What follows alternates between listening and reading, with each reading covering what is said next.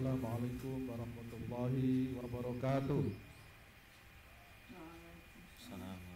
Alhamdulillahilladzi an'amana samping tadi salam Pak enggak. wa ma'adham kumping tapi la terkompak. anna Muhammadan abduhu wa rasuluh. Allahumma shalli ala sayyidina Muhammad Anu ngajawab singkat surga. Al-Fadilah yang kita muliakan Ya. Bapak Menteri Agama Republik Indonesia Profesor Kiai Haji Nasruddin Umar MA. Amin. Yang kami hormati Bapak Sekretaris Jenderal Bapak Profesor Kamaludin Amin, teman-teman para Direktur Jenderal yang juga hadir, Pak Irjen yang juga bersepakat yang saya muliakan, Pak Kaban selaku Sosok wilayah karena ini balai diklat KJRI Jakarta. Yang saya hormati Langsung order dari Bapak juga hadir, tenaga ahli, tentu bil khusus keluarga besar Universitas PTIQ, para wakil rektornya, Pak Direktur Pasca, Prof. Darwis, senior kita ini yang selama ini mengawal kita, tentu juga Direktur atau Ketua LPI Universitas PTIQ, Prof. Haji Abdul Rahim. Saya nyebut Prof. biar segera jadi profesor, Pak. Ya. Yang juga saya hormati dari Deputi TMK yang diwakili Pak Asdef, juga teman-teman dari Kanwil DKI yang hadir, kawan-kawan dari Direktur Jenderal Pendidikan Islam, Pak Ses, para direktur, khusus Pak Direktur PAI yang punya hajat hari ini kayaknya belum nggak tanpa rukan kekuburan ya karena punya acara di sini.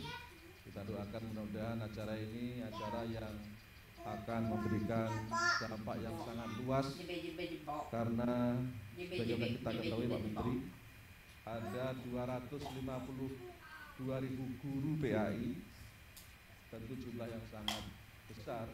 Saya bobo jebok lagi bobo siang siang.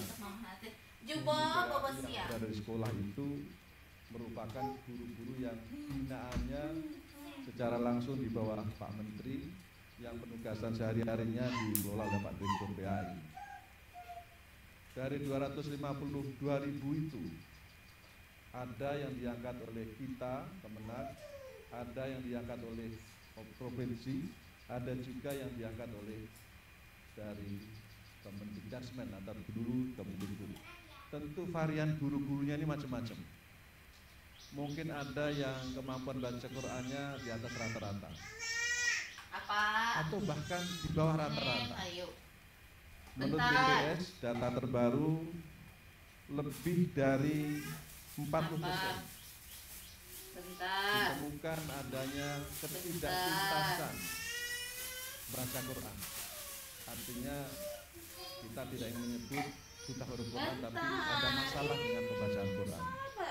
Data ini juga diperkuat oleh hasil riset Balitbank yang juga memberikan data yang relatif sama. Bahkan dari IGI juga pernah melakukan riset yang sama dengan angka yang relatif tidak berbeda. Belum lagi dari 252.000 kita harus melayani para siswa PAI yang ada di berbagai sekolah mulai SD sampai SMA bahkan PTU sekitar 45 juta anak. Jadi Pak Sekjen berkali-kali sejak di waktu masih di Dirjen memberikan informasi kepada semua pihak bahwa APK Kemenak ini luar biasa.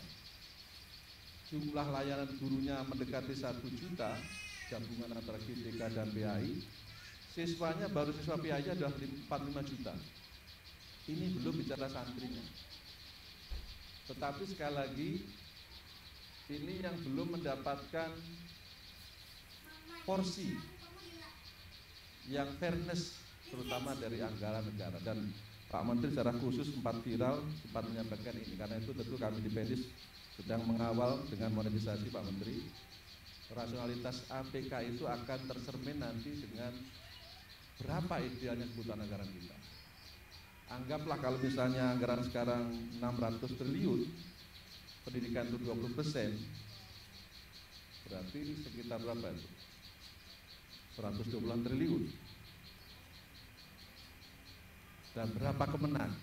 Kalau kita sekarang PNS Pak Sek 4 triliun yang di dalamnya adalah termasuk Belpek, tunjangan pegawai di situ, Tuprop di situ, TPG di situ. Sehingga PR kita masih sangat banyak Pak Sekjen.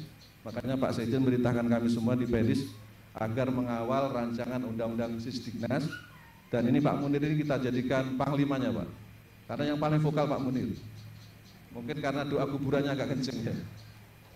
Harapannya nanti walaupun haji Pak Munir tetap zoom dengan Dikjasmen ya, jadi hajinya biar nggak kusuk apa-apa. Karena Anda kan layani di sana, bukan untuk beribadah ya. Kalau beribadah ya jamaah biasa lah, masa beribadah tugas. Jadi kita akan kawal undang-undang Sisdiknas. Kenapa? Karena dari situlah masalah pendidikan kita yang belum berpihak sepenuhnya kepada Kemenang. Dan kemarin waktu diskusi dengan kawan-kawan KSP, Pak Sekjen kami laporkan juga, kita akan sama-sama mengawal ini supaya kemudian afirmasi pendidikan yang dikelola Kemenang ke depannya betul-betul fairness yang menggambarkan APK Kemenang, sehingga saya kira kalau pada saatnya nanti kita mendapatkan anggaran yang berkeadilan. Sekarang saja semua kita tahu sejak zaman Pak Kamar jadi dirjen, capaian madrasah unggulan kita tidak pernah kalah dengan sekolah sebelah. Bayangkan itu sekitar 10 tahun yang lalu zaman Pak Kamar ya. Apalagi hari ini. Bahkan saya sempat seloroh Pak Sekjen.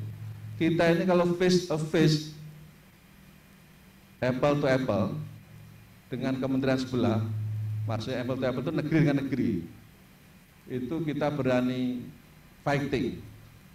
Tapi sekali lagi yang sering diserang ke kita itu kan kita swasta, mereka negeri ya, itu kan namanya apple to durian ya. Dia nggak berimbang karena kita swasta.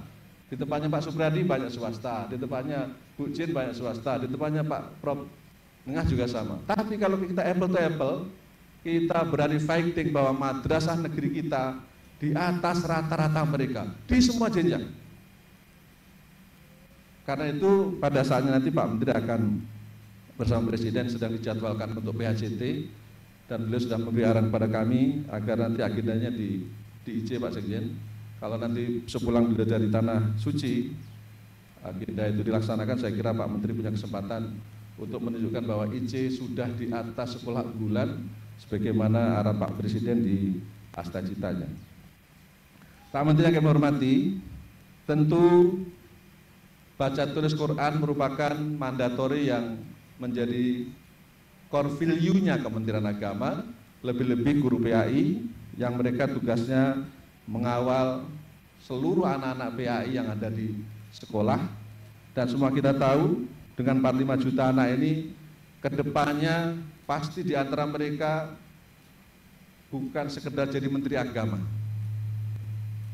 Biasanya kalau alumni PAI itu ada jadi menteri kesehatan, ada jadi menteri PU. Jadi tugas kita Pak Darwis, kalau alumni madrasah biasanya kan masih sebatas menteri agama atau Menko Menteri Sosial. Tapi kalau alumni PAI kata Pak Munir bisa jadi menteri-menteri yang bidangnya umum. Kalau karakter keagamaan sudah dibentuk dari PAI, maka siapapun menterinya insya Allah akan bermanfaat untuk kita bangsa dan negara. Ini tugas beratnya Universitas PTIG ya, mengawal bagaimana problem buta huruf Quran ini dengan hari ini akan dilaunching Pak Menteri menjadi penanda bahwa kita akan merangi bersama, dan Pak Menteri memerintahkan kita semua karena core value kita berada di sini. Demikian Pak Menteri, terima kasih atas kehadiran panjenengan dan tentu saja teman-teman semua, dan mohon kiranya pada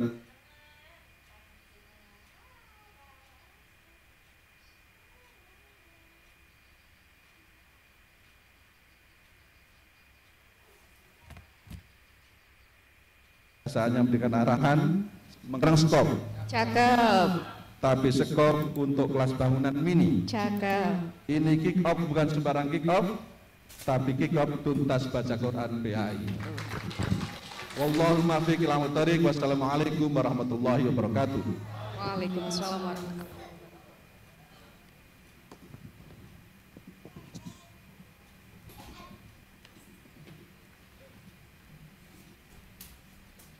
Terima kasih Pak Dirjen atas laporan disampaikan. Opi dan hadirin sekalian, tadi sudah kita simak bersama laporan dari Bapak Direktur Jenderal Pendidikan Islam Kementerian Agama Republik Indonesia yang sudah memberikan gambaran menyeluruh mengenai tujuan, sasarannya, dan juga tahapan program tuntas baca Quran ini. Nah, dan kita semua merasakan betapa pentingnya program ini tentu saja bukan hanya untuk meningkatkan literasi Al-Quran siswa-siswi kita, tetapi juga untuk membentuk karakter dan akhlak yang mulia sejak dini. Betul sekali Mas Wawan. Tentu seperti yang disampaikan oleh Pak Dirjen tadi ya, program tuntas baca Al-Quran di sekolah ini adalah sebuah inisiatif besar yang melibatkan lebih dari 45 juta siswa muslim dan juga 252.000 guru PAI di sekolah yang ada di seluruh dunia. Boleh tepuk tangan dulu, Tepuk tangannya. Luar biasa. Dan program ini Mas Wawan adalah salah satu program kerjasama antara Direktorat PAI dan juga Universitas PT IKI Jakarta. Oleh karenanya, marilah kita simak bersama sambutan dari pihak Universitas PT IKI Jakarta yang akan disampaikan oleh Wakil Rektor 4 Bidang Kerjasama dan Pengembangan Lembaga. Kepada Bapak Profesor Dr. Madi Saihu, kami persilakan.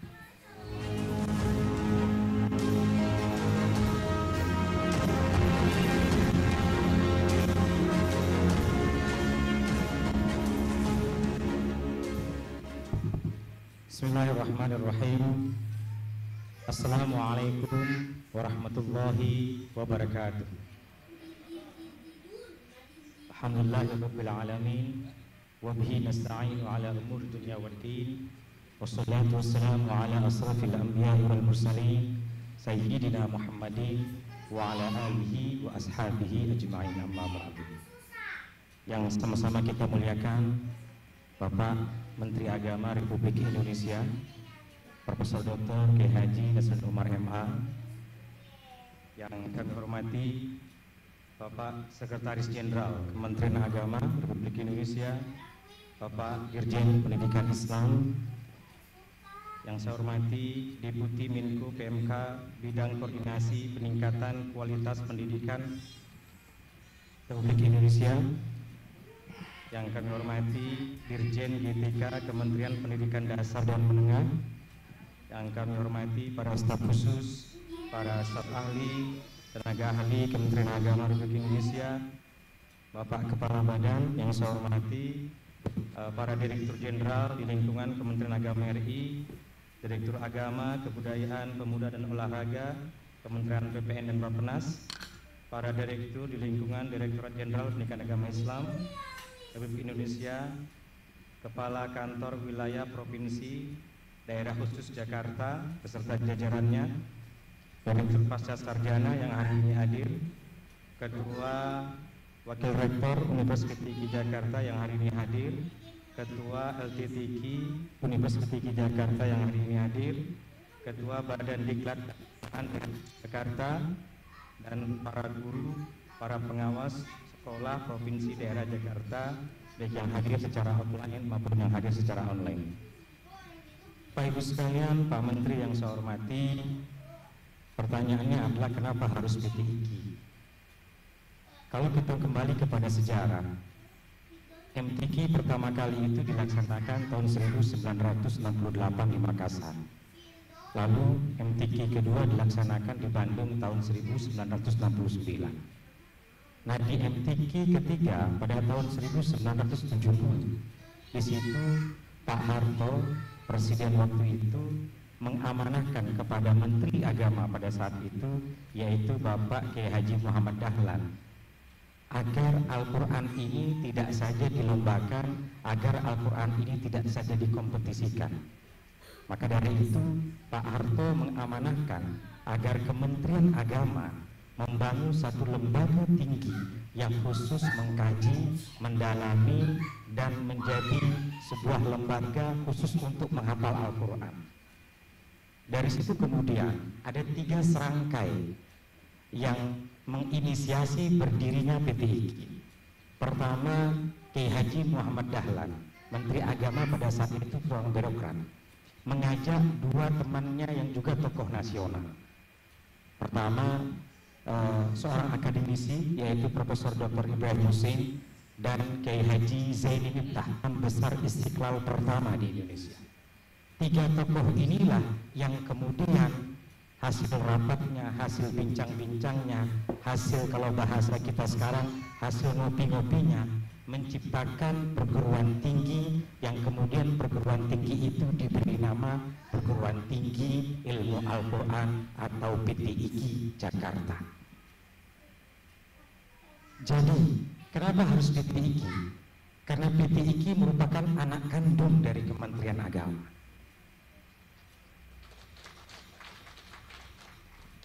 Jadi saya ulang sekali lagi, PTIQ merupakan anak kandung dari Kementerian Agama. Maka jika hari ini, mohon maaf, menterinya adalah orang PTIQ misalnya, wakil menterinya orang PTIQ, Imam Besar Istiqlal juga orang PTIQ, itu bukan hal yang kebetulan, Pak. Ini adalah sebuah regulasi takdir yang terus berulang dan terus berulang. Maka dari itu kami sebagai anak dari Kementerian Agama PTIQ Jakarta mohon selalu dibimbing, mohon selalu dibina. Sekaligus ketika kami menjadi anak, nek coro Jawa ini kapan-kapan jaluk kan iso.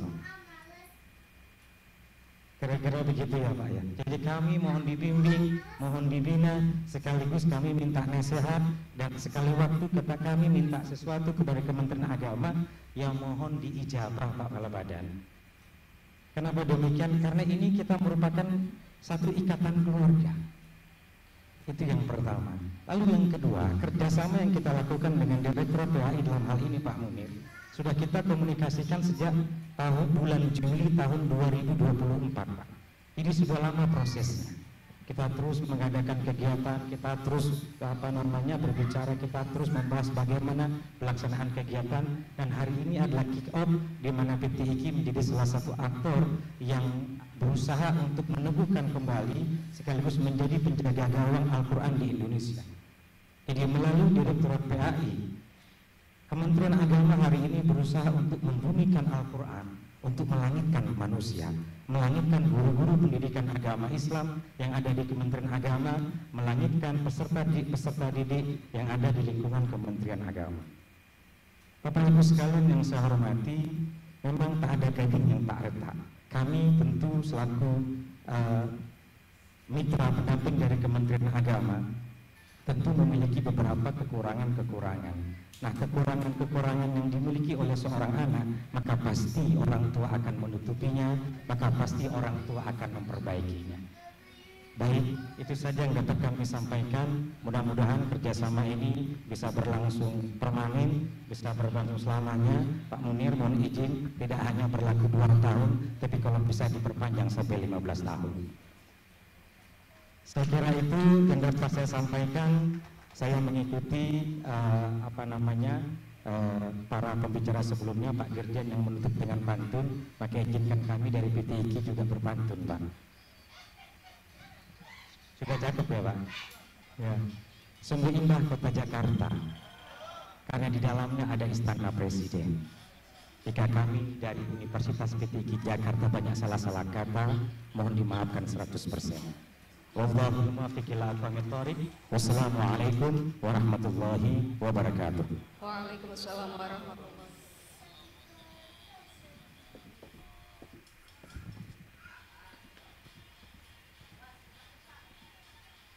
Terima kasih Prof. Saiku atas sambutan yang disampaikan.